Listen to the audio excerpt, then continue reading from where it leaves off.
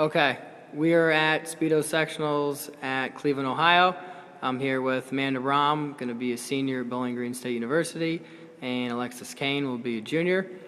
Just finished the 100 breast. Both got their Olympic trial cuts, both their first. Ladies, talk about your decision to stay at Bowling Green this summer, the sacrifices you had to make, and kind of what training was like. I decided to stay this summer because when I went home, I didn't train at all because I had no motivation. Staying up at school, we were not forced to go, but kind of pushed in the right direction. And the sacrifices we made, it's just weren't able to go home as much. It was kind of stuck, but got on the trial cut, so I can't complain. Yeah, I think my goal for most of my college career was to end my swimming career with Olympic trials.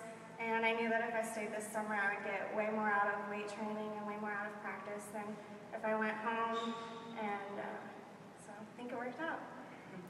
Okay, give me your thoughts kind of leading up to the meet, the weeks kind of leading up, and the last couple of days on your confidence level, or kind of what you were thinking going into the race. This summer, beginning off, I wanted to get my trial cut this summer, but I didn't really think that it was going to be obtainable just because I haven't swam long course in like 3 years. But dropping time at every meet that we swam this summer built my confidence up. And so coming into this, the first race, I dropped so much time that I knew that I could get my trial cut in 100.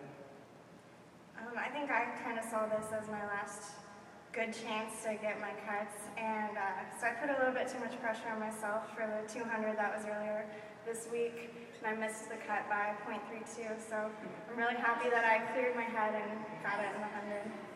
All right, and lastly, what were you guys thinking during the race?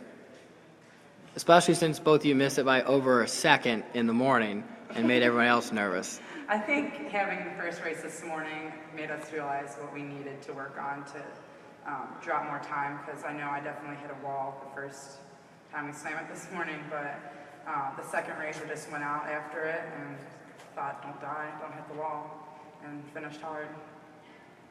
I think that I discussed with Petra how to swim it this afternoon after my 100 this morning was pretty horrible. But so I took it out a little bit slower, a little bit longer and stronger, and it felt 100% better, and went faster. So. All right, thank you. Congratulations.